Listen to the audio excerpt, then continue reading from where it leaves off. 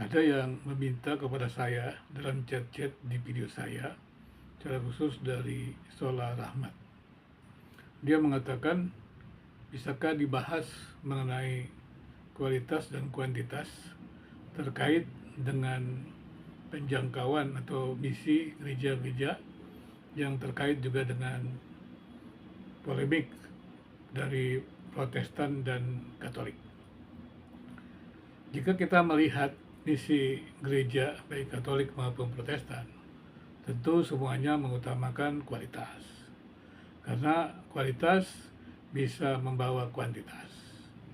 Artinya kalau kualitas yang baik, misalnya dalam penjangkauan orang-orang yang hadir menjadi anggota jemaat itu adalah berkualitas, maka sudah pasti akan menarik banyak orang dan kemudian juga orang bertanya-tanya atau orang ingin hidup sebagaimana jemaat-jemaat yang hidup berkualitas, baik dalam hal iman maupun juga dalam hidup bersama, di mana mereka menunjukkan iman mereka itu lewat perbuatan. Jadi menjangkau pendatang-pendatang baru atau orang-orang yang datang ke gereja itu perlu dengan mendidik atau memuridkan orang-orang yang berkualitas. Tapi kemudian pertanyaannya adalah bagaimana dengan gereja-gereja yang tidak memiliki banyak tenaga yang berkualitas dan apakah mereka bisa fokus kepada kualitas?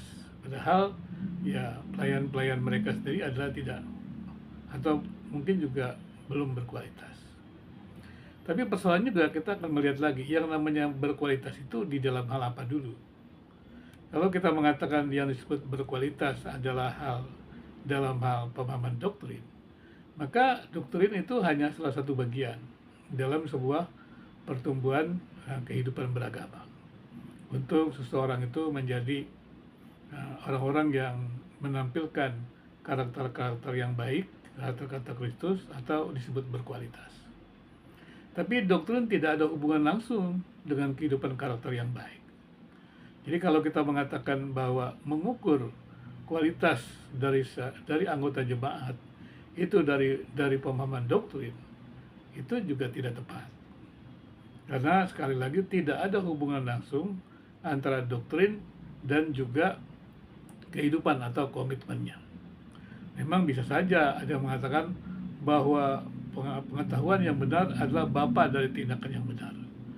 Tapi orang-orang Farisi merupakan contoh bahwa mereka mengetahui pengetahuan yang benar, tapi hidupnya tidak benar. Bahkan Tuhan Yesus mengatakan, ikutilah ajarannya, tapi jangan ikuti perbuatannya. Jadi jelas bahwa doktrin tidak berbanding lurus dengan perbuatan. Memang mestinya ketika orang belajar tentang Alkitab, mengetahui tentang Allah, maka harusnya makin menyembah Allah atau makin tunduk kepada Allah.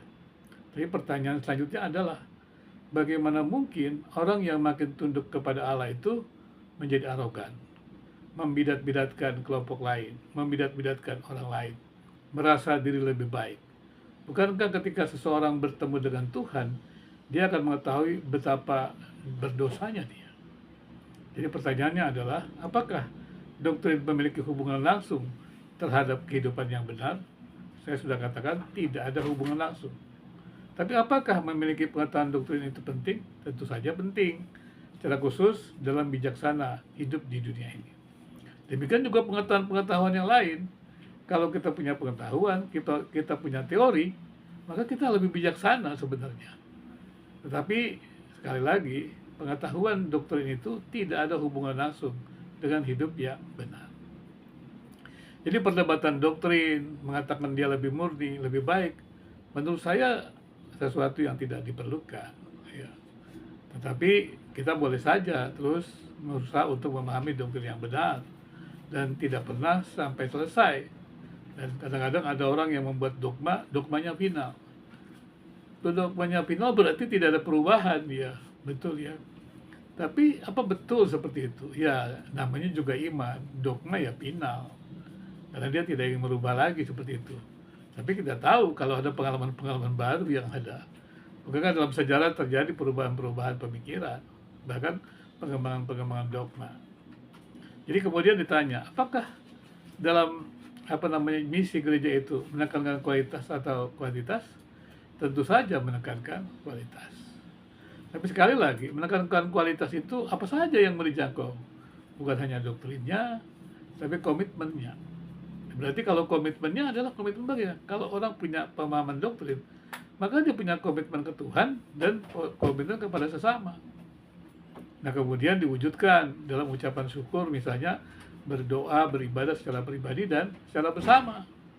Dan pengalaman-pengalaman itu kemudian membuat dia bersaksi, menceritakan tentang keajaiban Tuhan. Tapi tentunya didasarkan sebuah kesadaran bahwa siapa dia, siapa kita hanyalah orang yang mendapatkan anugerah Tuhan. Misalnya demikian. Berarti kan tidak ada pemberitaan Injil, pemberitaan kebenaran itu yang penuh dengan arogansi, mengatakan diri sudah bertemu dengan kebenaran yang mutlak. Ya, ketika kita bertemu dengan kebenaran yang mutlak, kita juga tidak bisa menjangkau kebenaran mutlak itu secara sepenuhnya. Sekali lagi bukan relatif, ya, tetapi Allah itu sanggup menyatakan kebenarannya kepada diri kita. Namun kita belum sanggup untuk menerima seluruh kebenaran Allah. Dan itu sebetulnya sesuatu yang biasa saja, tidak harus dituduhkan kepada mengenai pluralisme yang arti kata indifferentisme, menyamakan agama-agama. Kembali kalau ditanya apakah gereja atau misi agama-agama itu, baik itu polemik Protestan dengan Katolik, itu mengutamakan kualitas, harusnya mengutamakan kualitas. Dan kemudian kan dua-duanya sama, yaitu ada misi, ya, misi jadikanlah murid, ya. Memang harus menjadikan murid itu kan kualitas. Tapi persoalannya adalah dalam pertarungan yang ada itu, untuk memiliki orang-orang yang berkualitas juga susah. Apalagi kemudian ketika inputnya belum memadai. Dan kemudian juga prosesnya untuk menjangkau itu, mendapatkan output ini akan menjadi susah. Nah, sekarang bagaimana menjangkauannya? Maka kemudian adalah yang namanya peningkatan kualitas yang berlangsung terus-menerus. Ini yang menjadi persoalan. Bahwa ketika misi agama-agama Protestan dan Katolik itu mengarahkan kepada peningkatan kualitas yang terus-menerus, ya, peningkatan mutu lah, misalnya begitu, penjangkauan misinya, itu kan berarti ada proses. Nah, di sini kemudian terjadilah yang namanya, karena untuk meningkatkan kualitas mesti ada orang-orangnya, maka untuk meningkatkan kualitas itu mesti ada kuantitas. Kalau nggak ada kuantitas, nggak ada jumlah, siapa yang mau dimuridkan? Maka mulailah proses pemuridan itu, proses penjangkauan itu menjadi bermacam-macam, sehingga ada bertahap-tahap gitu. Dan inilah yang kemudian menjadi alasan bahwa setuju kualitas yang lebih penting. Tapi kemudian ketika ditanya programnya bagaimana, programnya bertahap. Apalagi kemudian ketika kita bicara tentang visi misi juga kan berkembang. Dari sini kita akan sulit untuk menentukan apakah motivasinya benar atau tidak, apakah memang sekadar untuk menambah jumlah daripada misi gereja-gereja itu sulit untuk kita hakimi. Tapi kan di negeri ini ada undang-undangnya, di negeri ini ada aturan hidup bersama. Itu yang saya katakan, mari agama-agama itu memberikan kontribusinya untuk menghadirkan masyarakat bersama yang damai. Karena ketika agama-agama itu memberikan kontribusinya atau pemikirannya untuk menghadirkan kehidupan bersama yang damai yang diwujudkan dalam kebijakan publik, itu merupakan kontribusi agama-agama. Maka itu saya katakan juga, untuk apa kontroversi Protestan dan Katolik, demikian juga polemik atau Protestan dengan Katolik, untuk apa? Ya, kalau memang mereka itu sekadar untuk mengajarkan agama-agama mereka yang memang tadinya berawal di ruang private, kemudian tiba-tiba menjadi publik, disinilah kita mesti harus menyadari. Kita bisa melihat ternyata nilai-nilai eksklusif agama itu yang awalnya hanya disampaikan pada ruang-ruang private agama, sekarang kita kaget dengan disampaikannya di ruang-ruang publik. Nah, saya mendengar teman-teman Katolik mengatakan romo-romo Katolik itu hanya klarifikasi, hanya mengajar ajaran Katolik. Nah, mereka menjawab, kan sudah berkali-kali ajaran Katolik itu kan diserang oleh ajaran-ajaran oleh uh, Protestan. Tapi kan Protestan juga mengajarkannya pada awalnya juga di ruang-ruang private. Nah, nggak tahu kemudian mereka usaha-usaha misinya begitu. Tapi dialog itu kan dialog, kita tidak tahu juga. Tapi tidak mungkin tidak bermaksud menjelek-jelekan. Ya karena pengabaran kabar baik ya tidak harus dengan cara-cara yang tidak baik, harus dengan cara-cara yang baik. Nah, kemudian ketika sekarang berada di ruang publik, ya teman-teman Katolik mengatakan Protestan lebih dulu. Ya, kemudian kita cari. Sulit mencari yang lebih dulu siapa. Apalagi kemudian, oh ini jejak digitalnya. Jejak digitalnya bagaimana? Ya, kan banyak artikel segala macam, kan susah. Kalau video-video aja apa bisa menjadi sebuah dasar? Tentunya tidak bisa. Kalau kita mau bicara mana awalnya, ya mesti membuat penelitian yang mendalam. Tapi menurut saya itu sangat sulit sekali. Ya. Karena mereka akan sama-sama mengatakan seperti Katolik, oh saya mengajarkan doktrin eksklusif kami, begitu. Tidak menyerang yang lain, cuma memberikan contoh untuk memperjelas. Nah, sama lah seperti itu mungkin dibanding dengan Katolik yang sekarang ini ramai. Jadi menurut saya ya hanya kekagetan saja mungkin. Saya juga jadi kaget, kenapa jadi begini? Kenapa ada debat-debat seperti itu? Ternyata memang ruang-ruang private agama itu sudah tidak ada lagi. Sekarang berada ruang publik agama. Nah, kalau kita melihat di ruang publik ini, perjumpaan agama-agama menekankan nilai-nilai yang eksklusif, maka terjadilah yang namanya polemik, kontroversi. Secara khusus terjadi antara Protestan dengan Katolik. Bahkan sebenarnya bukan hanya Protestan dan Katolik, sudah banyak dengan agama-agama lain gitu. Cuma memang kan saya tidak terlalu banyak mengikuti dan saya memang selama ini kurang tertarik untuk berdebat. Memang saya memang tidak suka berdebat. Tapi kalau berdiskusi, bagaimana mencari jalan bersama untuk membangun Indonesia, rumah bersama dari agama-agama itu, tentu saya senang. Tapi kalau hanya berdebat mana agama yang benar, saya memang tidak tertarik. Saya tidak percaya ada satu agama yang bisa membuktikan dirinya benar, konsisten gitu. Saya tidak percaya. Walaupun mereka katakan beriman, ya ini absolut saya tidak percaya. Karena kenapa saya tidak percaya? Karena Allah yang sempurna itu tidak bisa dikenal sebagaimana Allah mengenal dirinya. Maka ketika manusia mengenal Allah yang sempurna itu dalam keterbatasannya, untuk apa dia merasa mengklaim tahu tentang Allah sempurna? Katakan aja apa yang dia tahu. Nah, yang terjadi adalah ya dia mengatakan apa yang dia tahu dan kemudian dia menyerang apa yang dia tidak tahu. Nah, itu persoalannya. Harusnya kan agama-agama itu menjelaskan dirinya sendiri, menjelaskan apa yang mereka tahu. Nah, kalau tentang agama-agama lain, ya nggak perlu dijelaskan, ditanyakan saja. Nah, kalau kemudian ruang private itu menjadi publik dan kita akan mendengar masing-masing agama itu menjelaskan tentang dirinya, ya kita mesti siap menerima perbedaan itu. Tapi tadi saya katakan, untuk apa kita mengurusi meskipun sekarang berada di ruang publik begitu. Tapi kan sudah jelas bahwa yang mereka katakan itu adalah ruang publik, tetapi ruang publik di mana agama-agama itu hadir di ruang publik. Jadi nilai-nilai eksklusif itu hadir. Ya tidak perlu nilai-nilai eksklusif itu tidak boleh dihadirkan, boleh dihadirkan.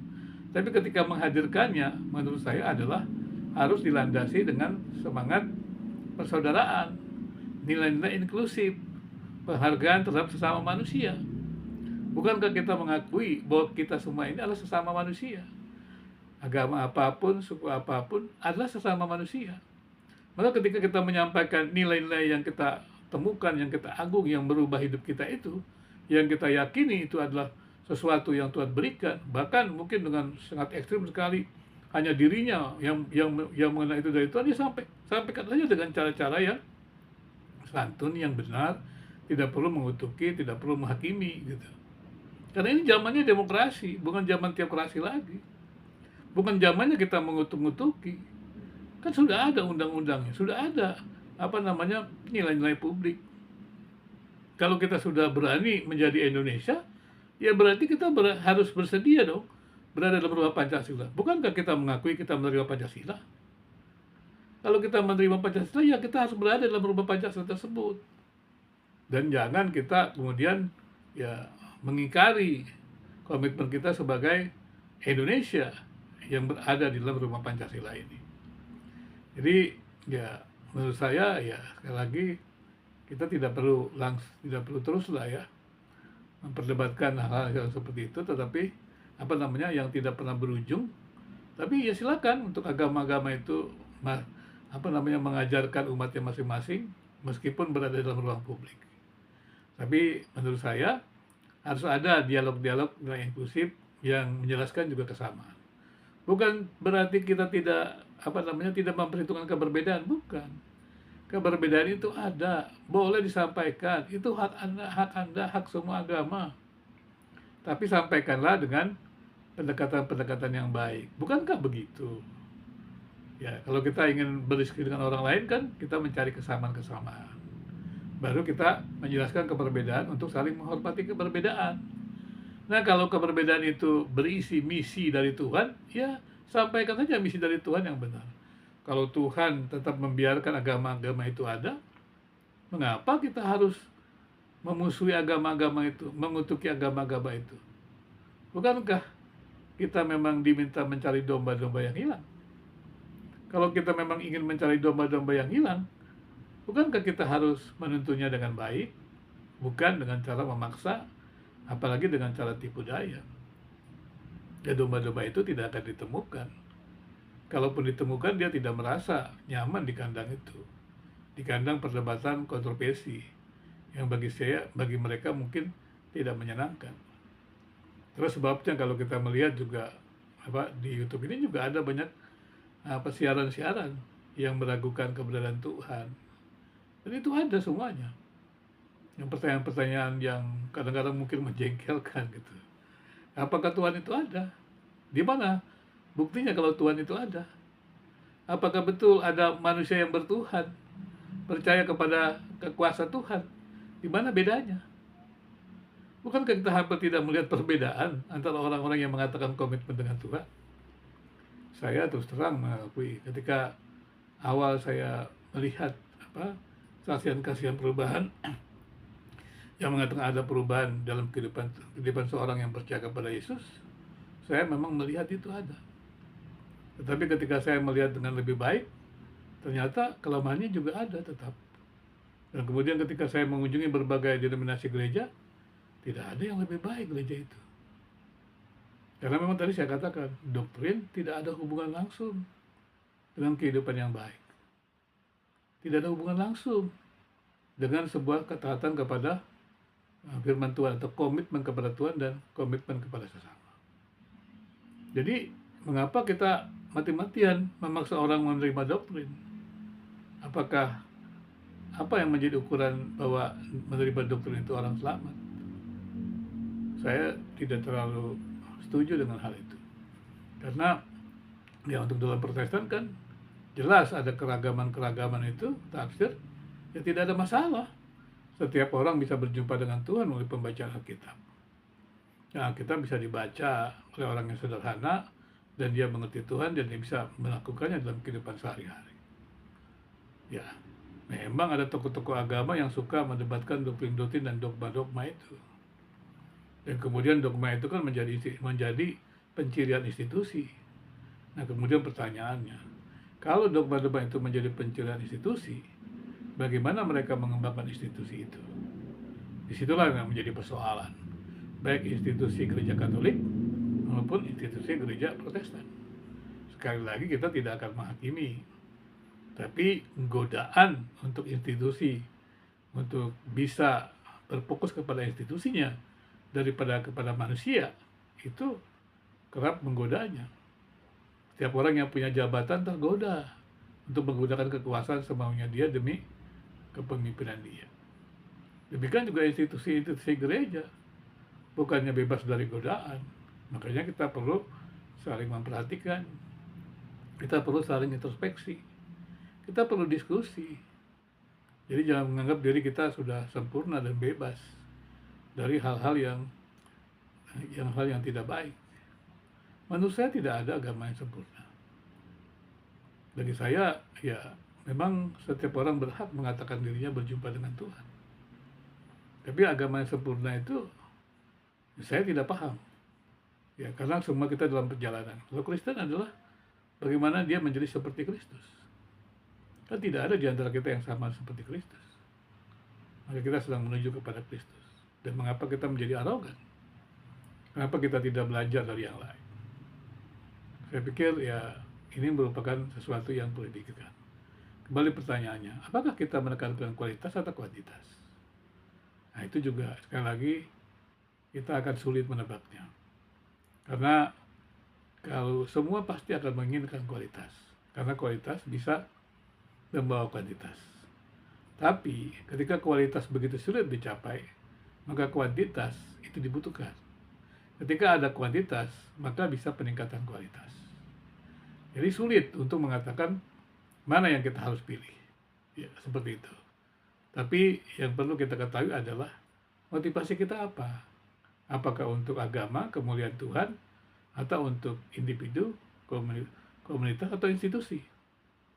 Tapi yang paling bahaya adalah institusi. Karena institusi akan mengorbankan kemanusiaan.